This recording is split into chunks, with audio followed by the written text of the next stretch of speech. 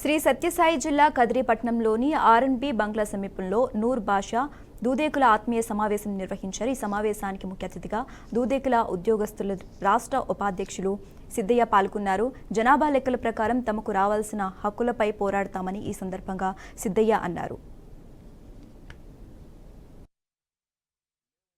ఈరోజు కదిరి నియోజకవర్గంలో సత్యసాయి జిల్లాలో సమావేశం కావడానికి కారణం మా జనాభా దామాషా ప్రకారం మా యొక్క హక్కుల కోసం మేము పోరాడుతూ మేము ఎంతున్నామో మాకంతా నిధులు నియామకాలు కావాలని ఈరోజు మా చుట్టుపక్కల ఈ కదిరి నియోజకవర్గంలోని నూర్బా సోదరులందరినీ కూడా పిలిపించుకొని ఆత్మీయ సమావేశం పెట్టి మనం రాజకీయంగా ఎందుకు వెనుకబడినాం, 78 సంవత్సరాల స్వతంత్ర భారతదేశంలో మన యొక్క కులం ఎందుకు పార్లమెంట్లోను అసెంబ్లీలోను చట్టసభల్లో ఎందుకు ప్రవేశించలేకపోయింది, మనం ఎందుకు అందులో మాకు వాటా హక్కు ఎందుకు రావడం లేదు అనే దాని మీద ఈరోజు చర్చా కార్యక్రమం అనేది ఒకటి ఏర్పాటు. నూర్ బాషా దూదేకుల అవేర్నెస్ ప్రోగ్రాం జరిగింది.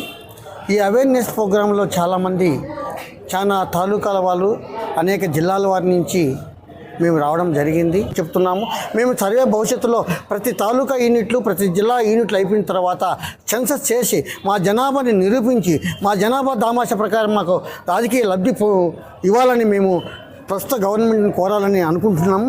భవిష్యత్తులో అందరం ఒక పోయేసి మాకు రాజకీయ లబ్ధి